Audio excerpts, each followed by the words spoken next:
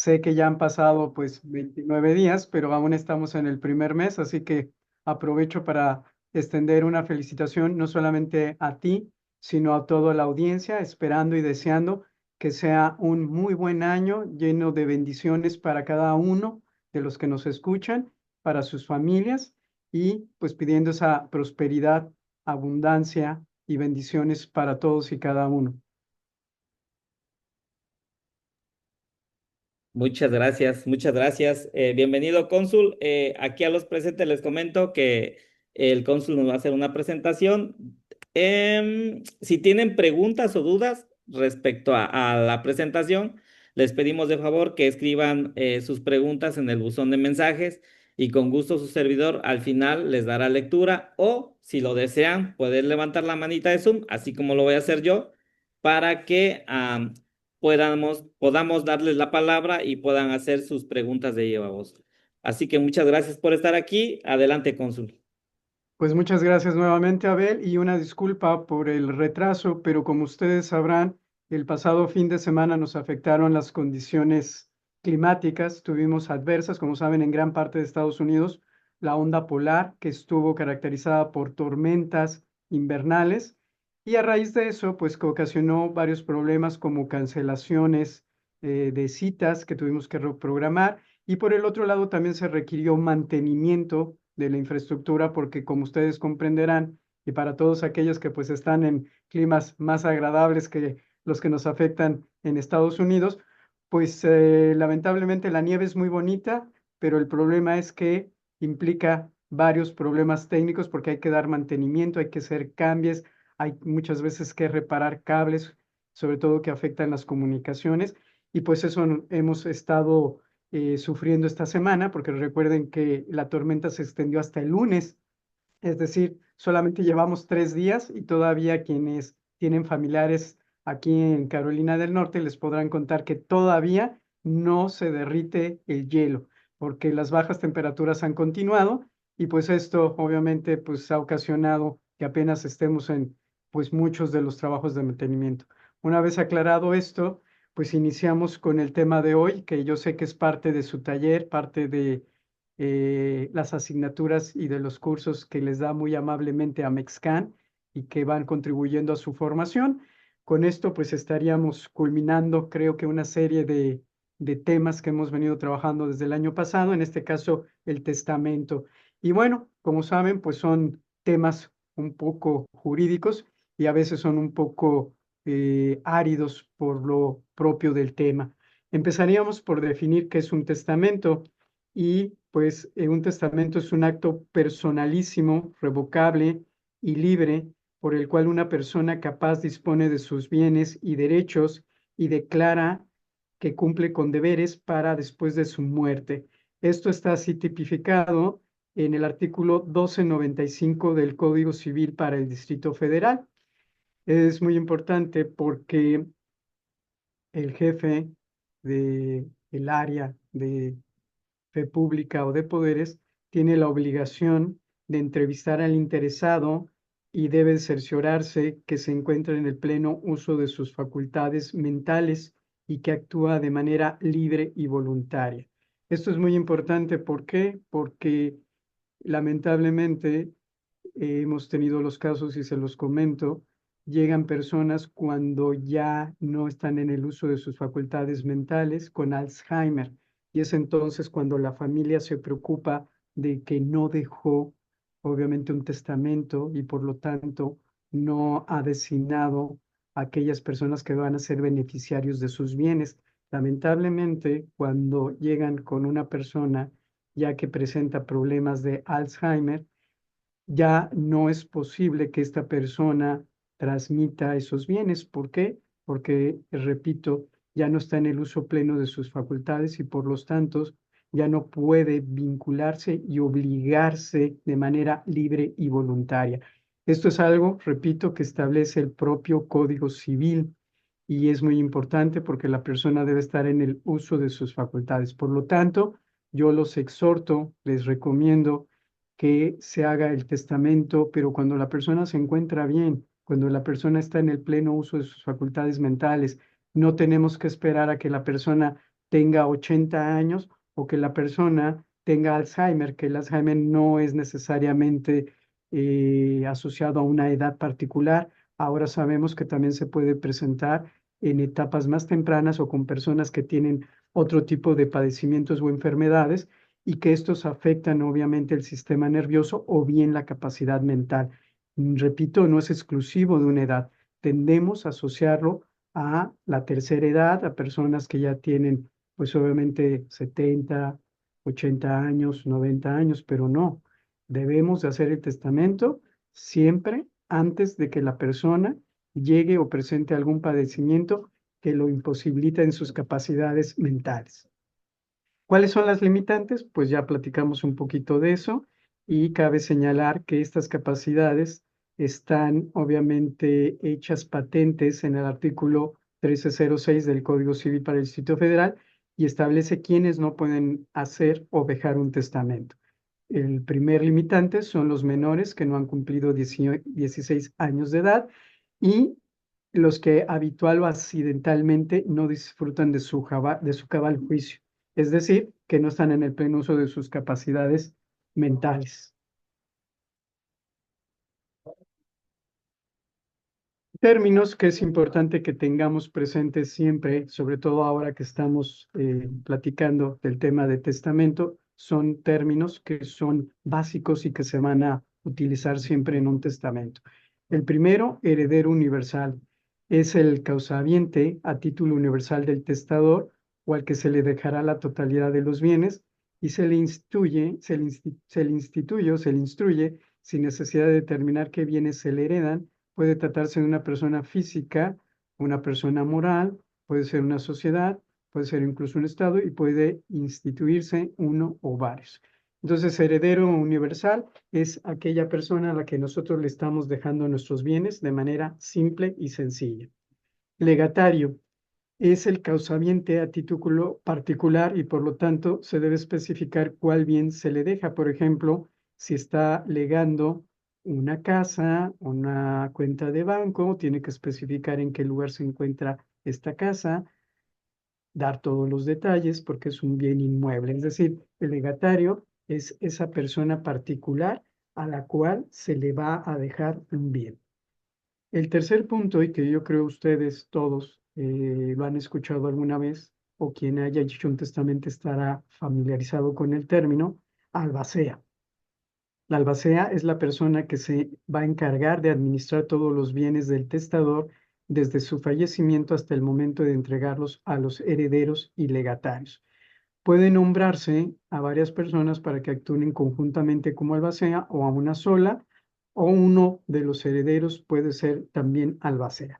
Este es un término que generalmente ustedes van a encontrar en los testamentos y es muy importante que se designe esta persona porque esta persona, como el nombre lo dice y de manera sencilla, es el que va a administrar los bienes. Pasaríamos a la siguiente lámina. Y bueno, aquí vamos a tener unas consideraciones generales importantes en torno al testamento.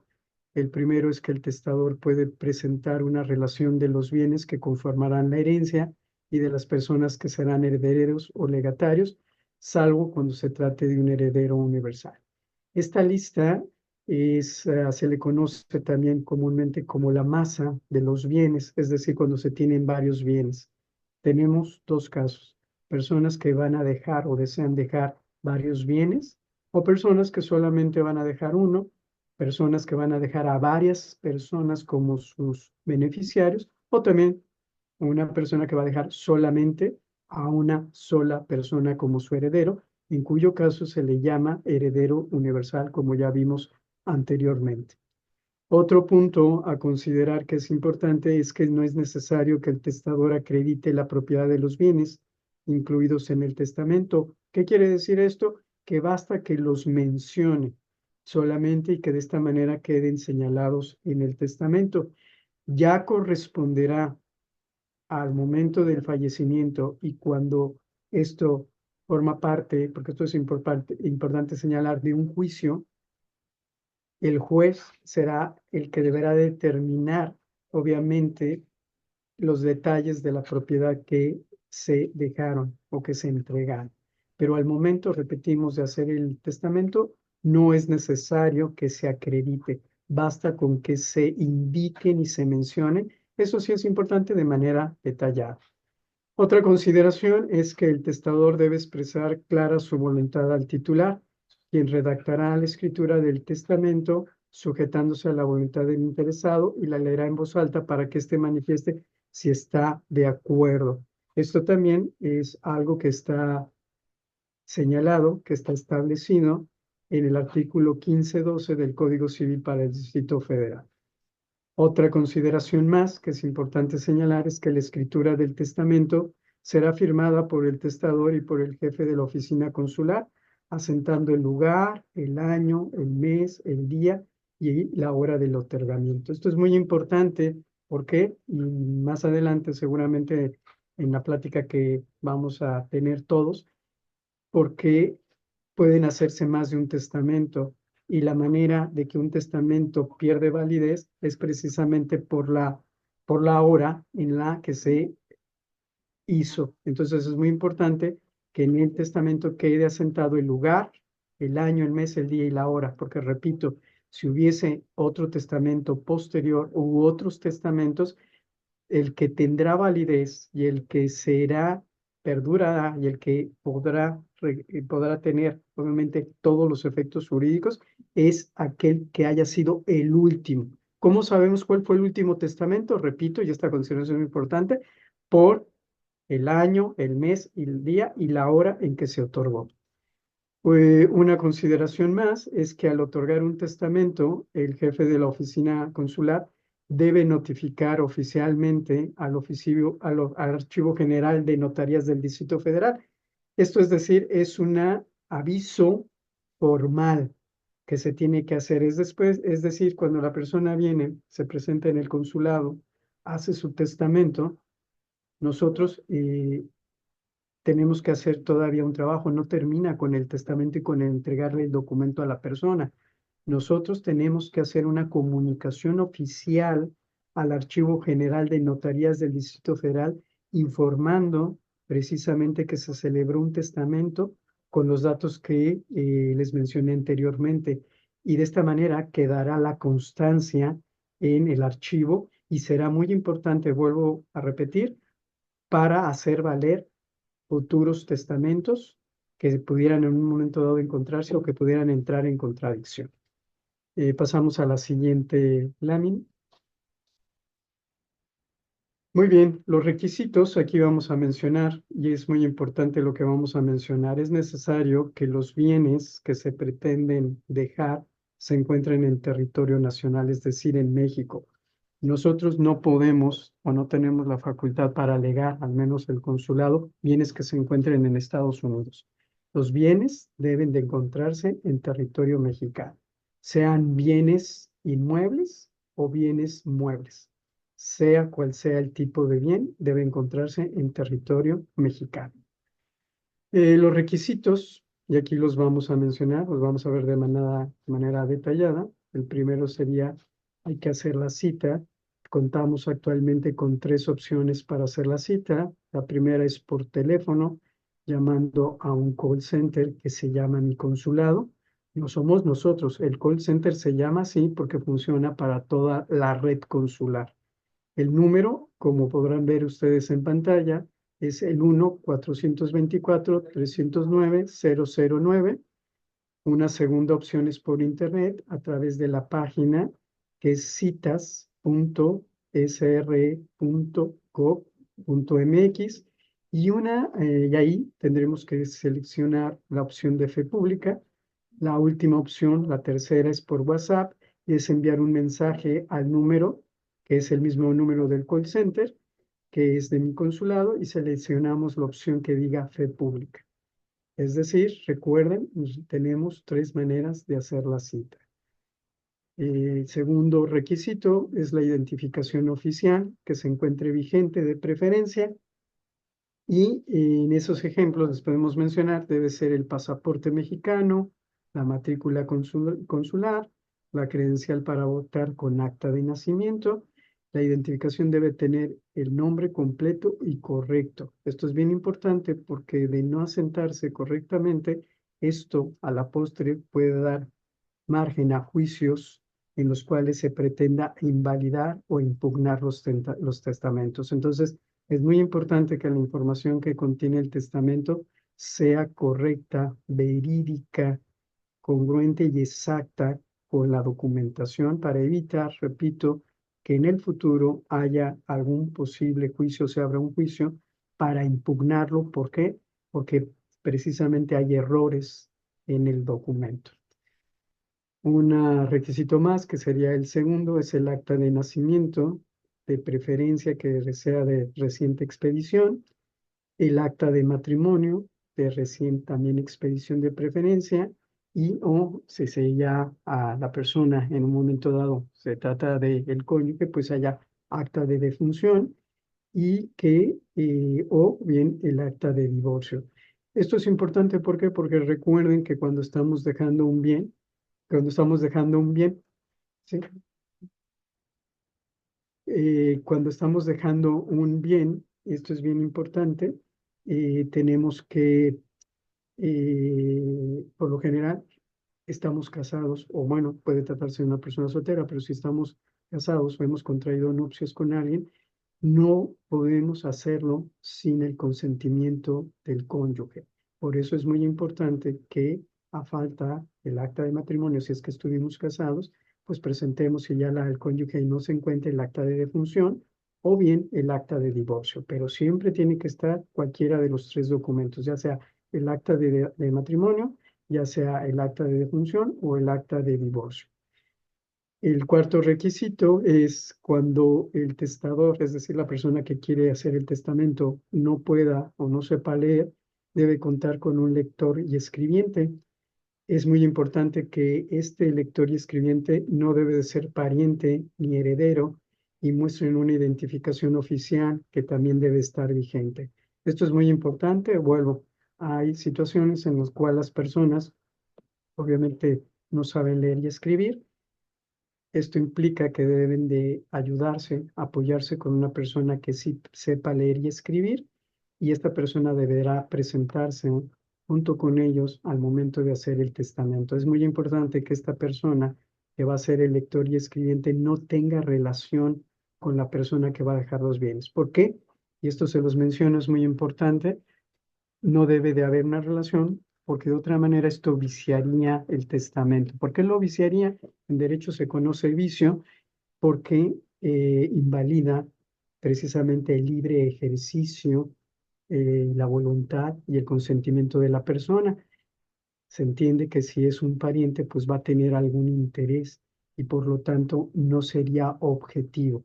Entonces, volvemos para hacer un resumen de este punto.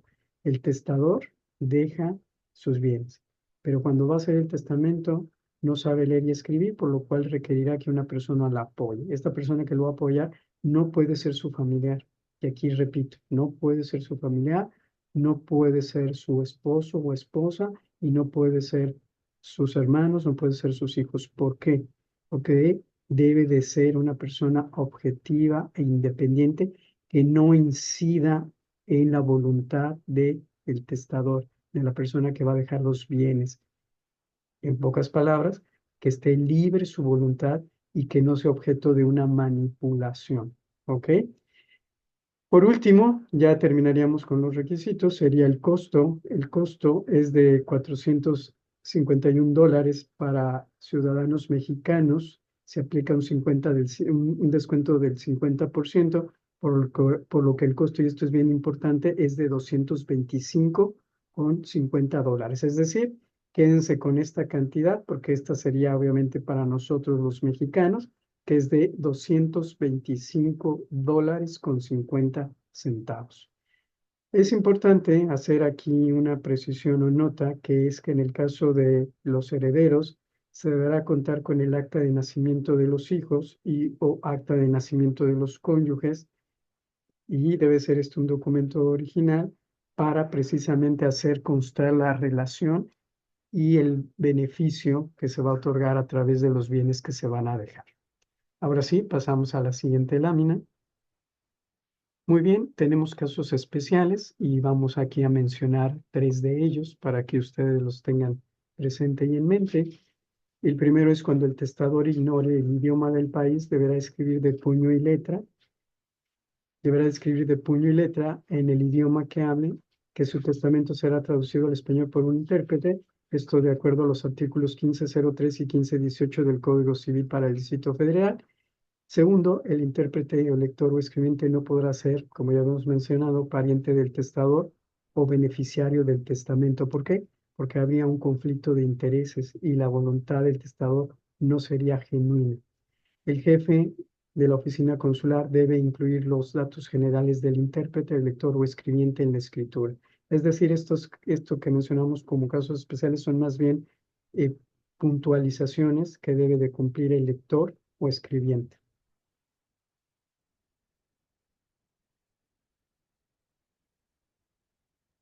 Muy bien. Ahora vamos a hablar de otro tema que es muy importante y que está vinculado directamente al testamento y es otra figura jurídica que se conoce como la renuncia de derechos hereditarios. ¿Qué es la renuncia de derechos hereditarios o también conocido como repudio? Es cuando se renuncia totalmente y de manera irrevocable a los bienes que por derecho le corresponden como heredero, sin posibilidad de nombrar sucesores, es decir, cederle a otra persona dichos bienes. Les voy a explicar, esto es muy importante y tal vez se los voy a decir con un ejemplo. Vamos a suponer que una persona que se encuentra aquí en Estados Unidos decide, la persona que muere, que puede ser el papá o la mamá, le deja obviamente los bienes a esta persona. Pero esta persona, por encontrarse aquí en Estados Unidos, reconoce y entiende que no se hizo cargo de su padre o su madre y que más bien estuvo otra persona a su cuidado, a su atención y lo estuvo acompañando hasta los últimos momentos de su vida antes de expirar. Y por lo tanto, entonces decide que esos bienes le deben de pasar a otra persona que estuvo al lado de su padre o su madre hasta el final de los días, que estuvo asistiéndolo con él y que, por lo tanto, pues le corresponde. Entonces, esta persona decide renunciar totalmente a esos bienes. Lo puede hacer a favor de esa persona que pues va en un momento dado a recibir, pero es importante tener en cuenta lo siguiente. Se renuncia no solamente a un bien, se renuncia a todos los bienes, es decir, a toda la masa hereditaria. Por eso se dice que es total.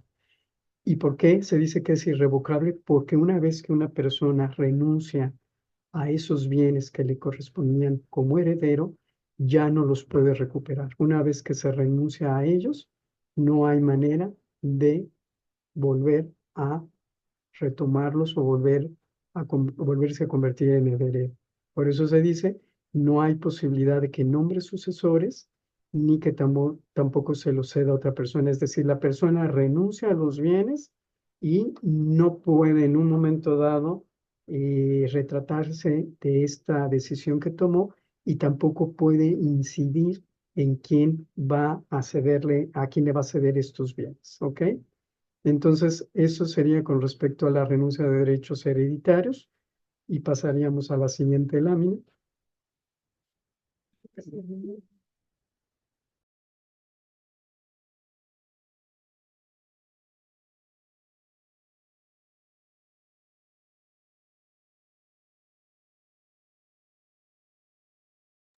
Bien, les reitero que si tienen preguntas, comentarios, por favor las pueden escribir en el buzón de mensajes y con gusto al finalizar la presentación del cónsul les daré lectura.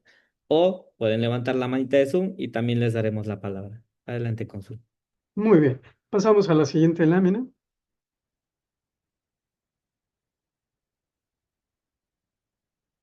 Muy bien.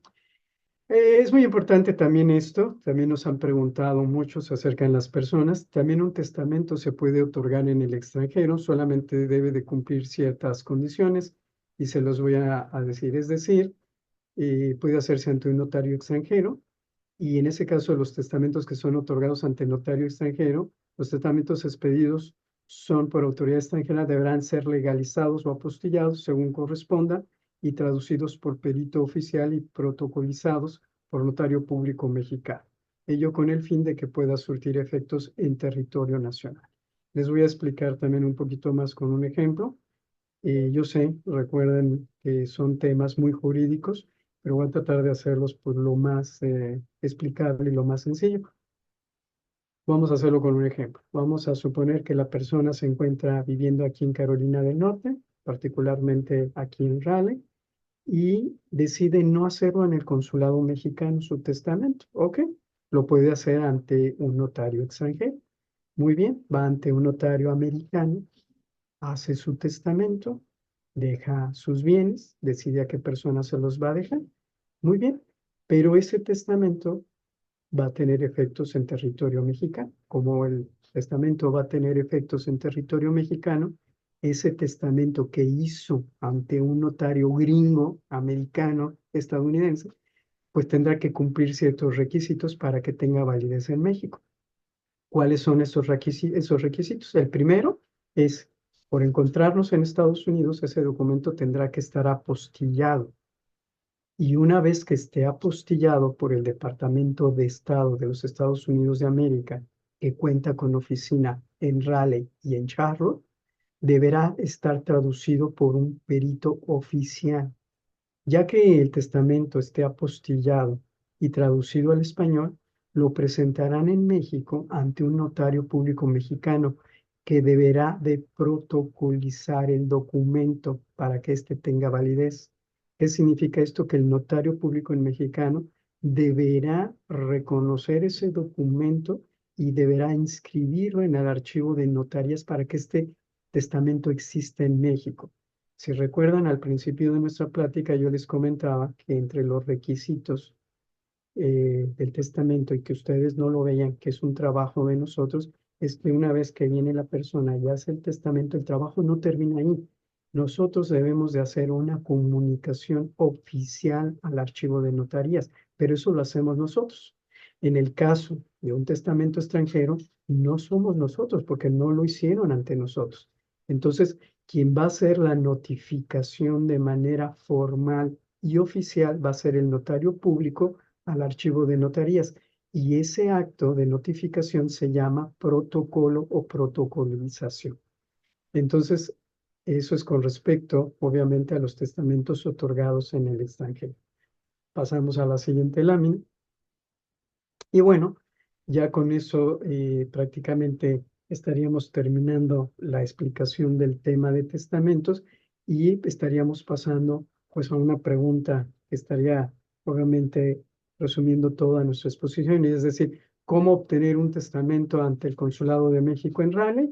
Muy bien, para obtener un poder notarial, testamento o repudio de derechos hereditarios, deberá agendar una cita, como ya lo comentamos, por los tres métodos que existen, ya sea llamando al número telefónico del call center de mi consulado, que aparece en este momento en la pantalla y que pueden ustedes ahí anotarlo, escribirlo, guardarlo, o bien por internet a través de la página que ha creado la Secretaría de Relaciones Exteriores para este propósito y que es citas.sre.gov.mx/.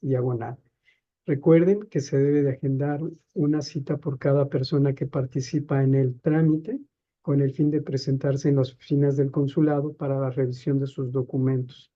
El proceso está conformado de varias etapas muy meticulosas, a diferencia de otros trámites, ya que se requiere, obviamente, de varios elementos, sobre todo de información para su elaboración.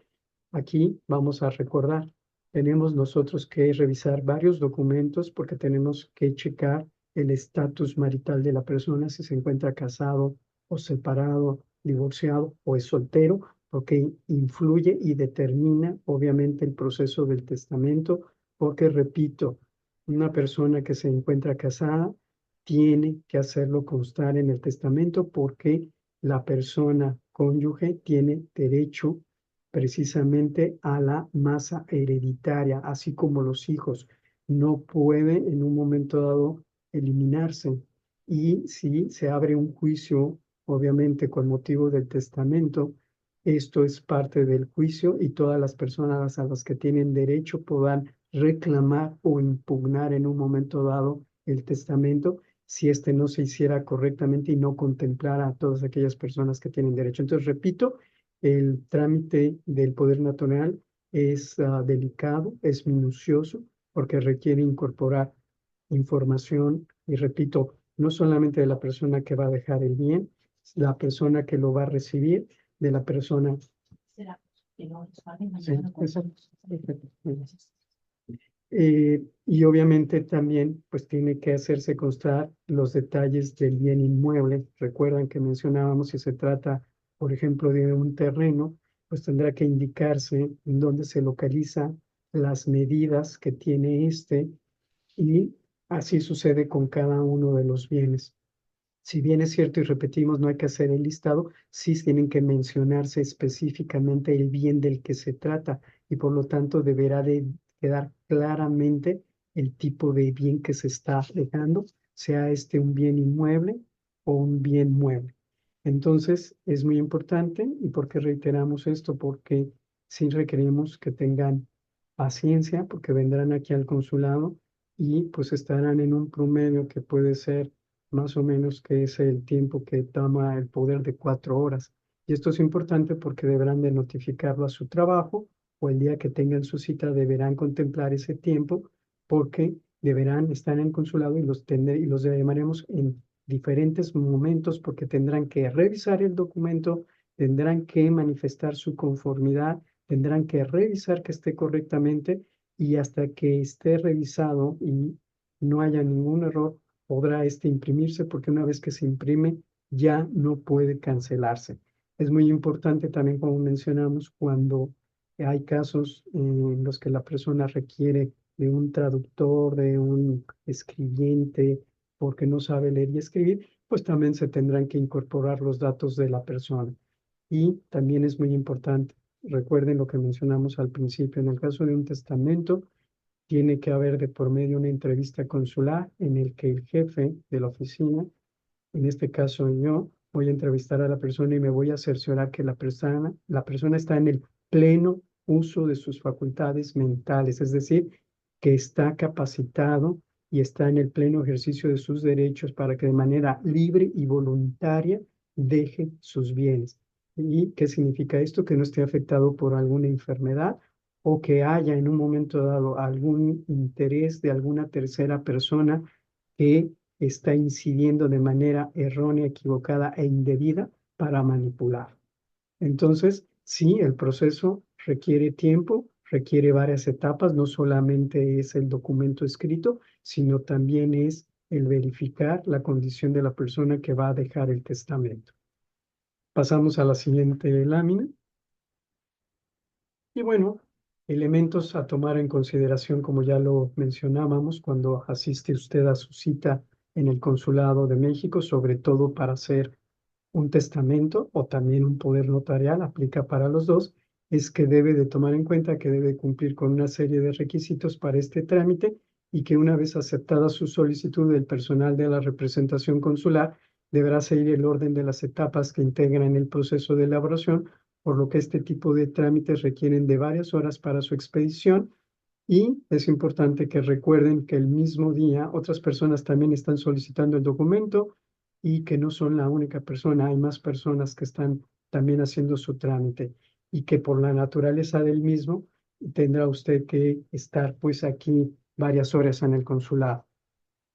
Esas son las consideraciones, pues obviamente que es importante que tengan presente pues toda la persona que desee hacer un testamento o un poder. Y pasamos a la siguiente lámina.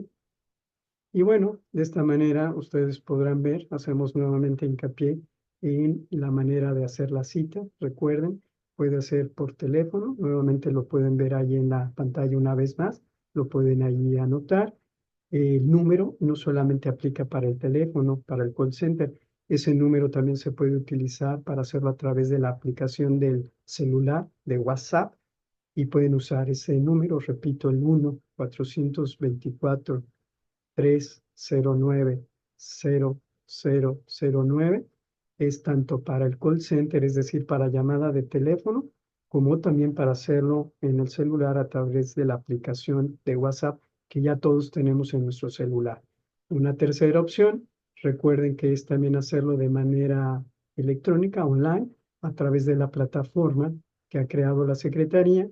Y repito nuevamente el sitio, que es citas.sre.gov.mx. Por favor, si requiere mayor información con respecto al tema de testamento o de poderes notariales, nos puede escribir usted al correo que aparece también aquí en la lámina en la presentación, que es fepública-RLG, que es la abreviatura de RALE, repito, es guión bajo con la abreviatura RLG @sre.gov.mx. Obviamente esta lámina pues la van a poder ustedes ver ahí, la vamos a mantener aquí con el apoyo de Abel para que si requieren ustedes pues allí apuntar el teléfono, apuntar el sitio en internet, lo pueden hacer, así como también el correo, que es el correo directo del Departamento de Fe Pública, para que ustedes puedan dirigir ahí su correo en caso de que tengan alguna duda o requieran mayor información, porque yo sé que el tema de testamento puede ser un poco árido, difícil para aquella persona que lo escucha o por primera vez.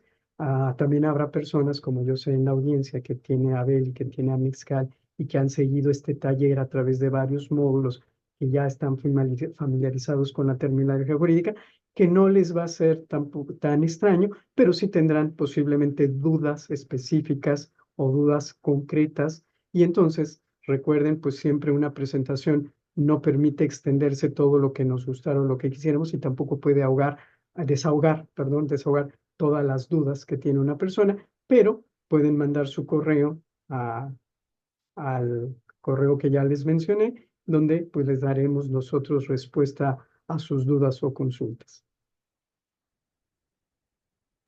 Bien, pues muchas gracias, cónsul. Excelente presentación, muy informativa, muy provechosa para todos los que somos estudiantes de Derecho. Y bueno, pues sobre todo para los connacionales que les va a servir a los que se encuentran allá. Vamos a pasar a una parte que es mi parte favorita, es la parte de las preguntas y los comentarios, así que si tienen preguntas, les voy a pedir de favor que las escriban en el buzón de mensajes para que yo les dé lectura o si lo desean, pueden levantar la manita de Zoom y con gusto les puedo dar la palabra. Pero bueno, antes de darle lectura a las preguntas que encontramos en el buzón de mensajes, también quiero comentarles que en el chat mi compañero Rodrigo va a poner una pequeña encuesta de satisfacción para que por favor nos apoyen contestándola. Esta pequeña encuesta nos deja saber qué debemos mejorar en estas reuniones, qué espera usted en las próximas y qué le gustaría que trajéramos para a estos espacios para todos ustedes. Recuerden que estos espacios son de ustedes y para ustedes y que estamos aquí para apoyarles también en lo que necesiten.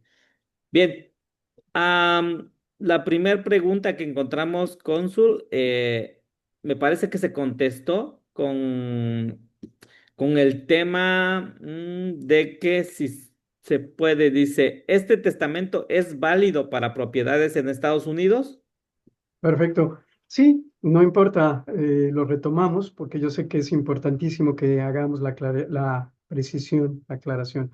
No, el testamento que se hace y se celebra en los consulados mexicanos, en cualquier consulado de México en Estados Unidos, es solamente válido para aquellos bienes, propiedades, y sean bienes inmuebles o muebles que tenemos en territorio mexicano, no para aquellos bienes que se encuentran en Estados Unidos. Repito, el testamento que se hace ante el Consulado de México es un testamento que va a tener efecto jurídico en territorio mexicano, no en territorio americano, no en propiedades que tenemos en los Estados Unidos. Excelente, muchas gracias por la aclaración, cónsul.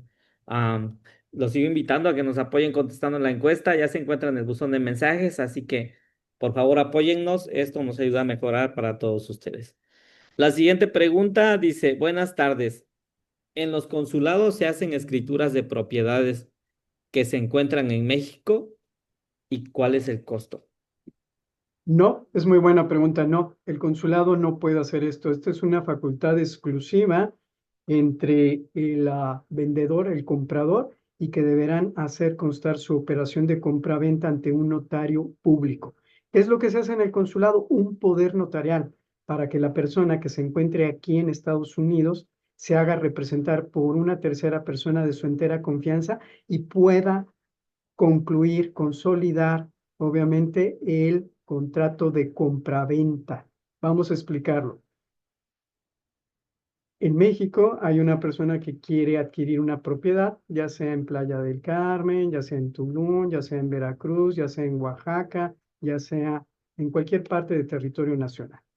Obviamente esa persona quiere hacer la compra de ese terrenito porque quiere obviamente hacer la inversión, tener una inversión y tener sus bienes. Muy bien, esa persona obviamente lo va a adquirir a través de un particular, pero esta persona al encontrarse en Estados Unidos pues no lo puede hacer. ¿Qué es lo que se hace en el consulado? Hacer un poder notarial para representarse a través de una persona de su entera confianza, quien se encontrará en México y llevará a cabo precisamente la compra de ese bien inmueble, en este caso de esa propiedad, y que lo hará con el particular, sea cual sea este particular, ya sea una persona física o moral, y obviamente, como no puede ir a México, lo que va a hacer es que va a acudir al consulado para realizar un poder notarial y, repito, a través de ese poder notarial se va a hacer representar con una persona de su entera, total y absoluta confianza para que esa persona concrete, realice la compra-venta de la propiedad que desea y aparezca obviamente como si la persona lo hubiera hecho, pero no en el consulado no se hacen escrituras, no se hacen escrituras de propiedades.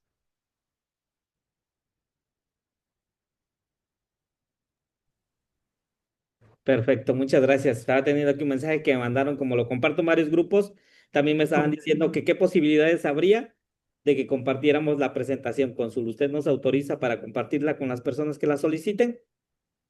Claro que sí, Abel, sabes que con mucho gusto, sabes que trabajamos con ustedes y pues todo igual el apoyo, el respaldo para pues hacer esta información, que esta información pues es pública y transparente, es decir, acceso para todos y es una información de la cual pues todos tenemos acceso y no hay ningún inconveniente en que sea compartida. Excelente, muchas gracias. Para las personas que preguntan dónde pueden ver la grabación, o más bien dicho, esta grabación, la pueden ver a partir de mañana en nuestro canal de YouTube. Por favor, busquen el canal de Amexcan y con gusto ahí pueden encontrar esta y las grabaciones de las reuniones anteriores. La siguiente pregunta, dice, ¿es posible que siendo casado y teniendo hijos se nombre como único y universal heredero a una persona distinta a ellos? No, esto es bien buena y es muy importante la pregunta. No, la ley confiere derechos siempre a nuestro cónyuge y a nuestros hijos, que le corresponde por derecho, por el solo hecho de tener un vínculo ya sea conyugal o filial. Es decir, nuestra pareja va a tener derecho a nuestros bienes y nuestros hijos también van a tener derecho a nuestros bienes. No les podemos quitar ese derecho, es un derecho que les asiste conforme al vínculo que tienen, que tuvieron, que tienen o que mantienen o mantuvieron con él, pero con la persona occisa. Y vuelvo a repetir, es un derecho inalienable que le corresponde al cónyuge y que le corresponde a los hijos, por parte igual.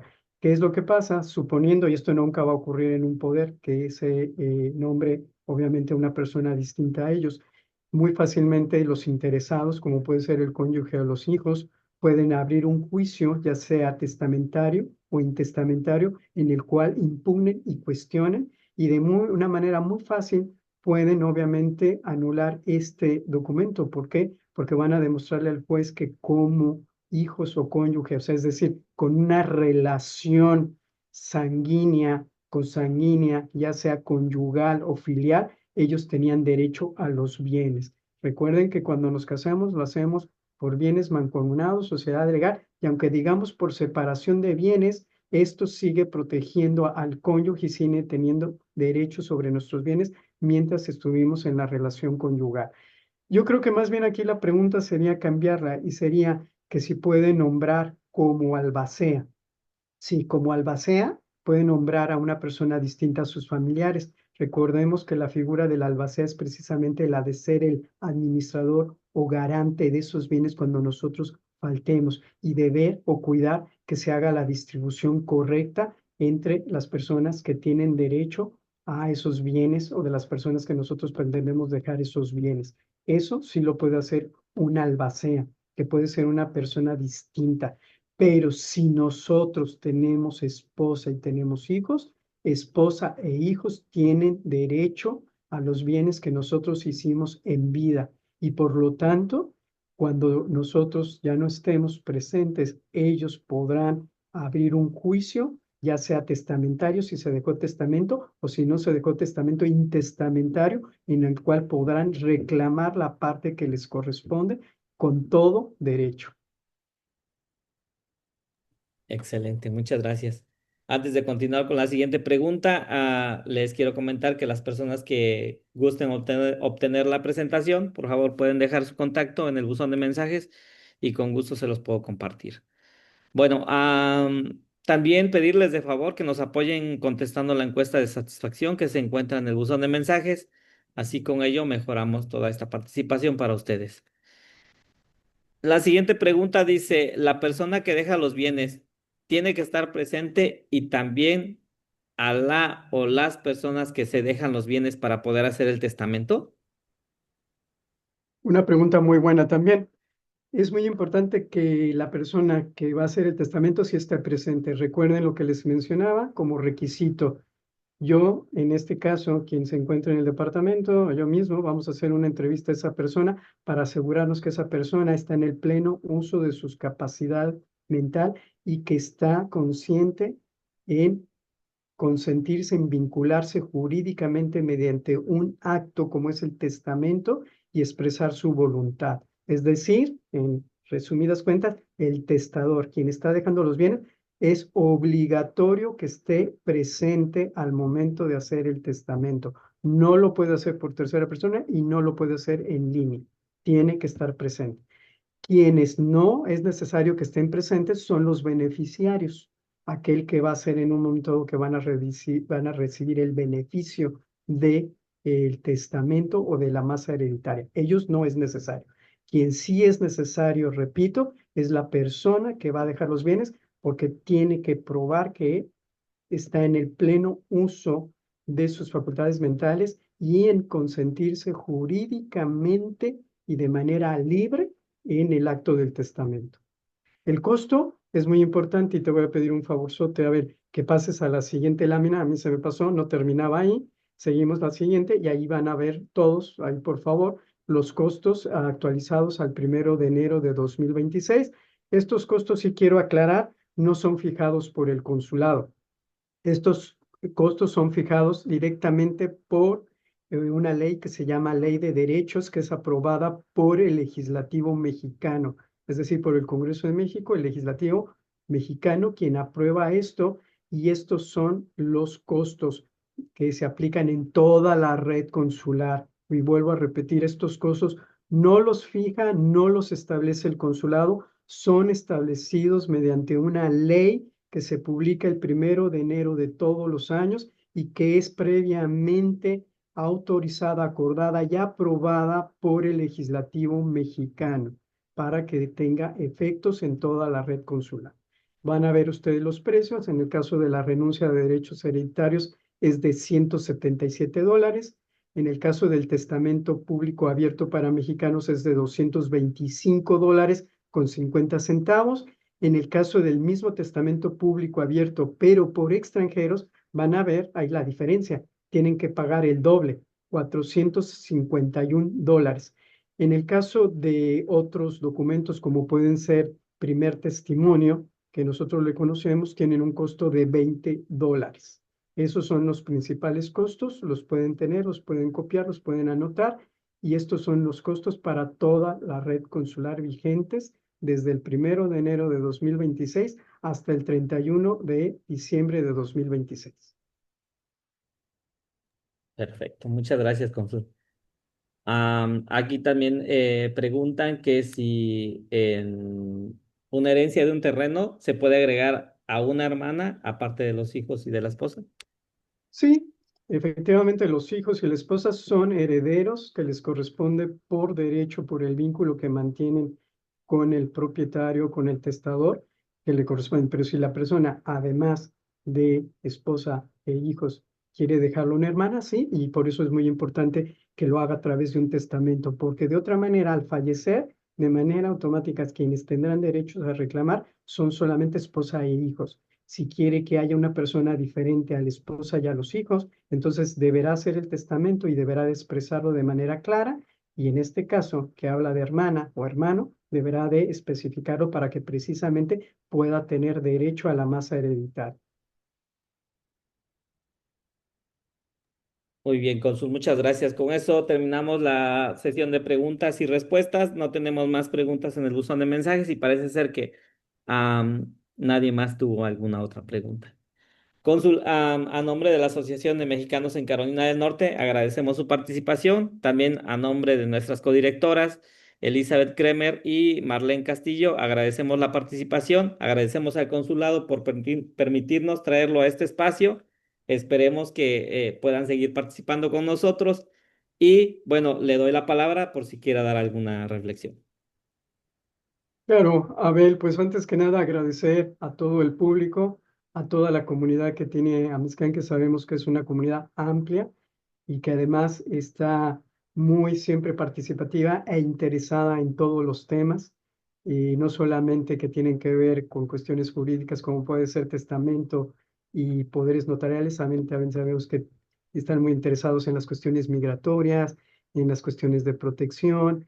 Entonces, pues agradecemos mucho tanto la participación y el interés de la comunidad que tiene Amexcan como Amexcan, en este caso Abel, y que también le hagas extensivo, por favor, el mismo reconocimiento y agradecimiento a Juvencio, que es no solamente de mi parte, sino también de la cónsul general, don Ají Alba Arroyo, y pues agradecerles pues de trabajar también siempre con nosotros de la mano para llevar esta información, que es muy importante, y reitero, una información que es necesaria y que es pues muy importante pues tenerla presente todos.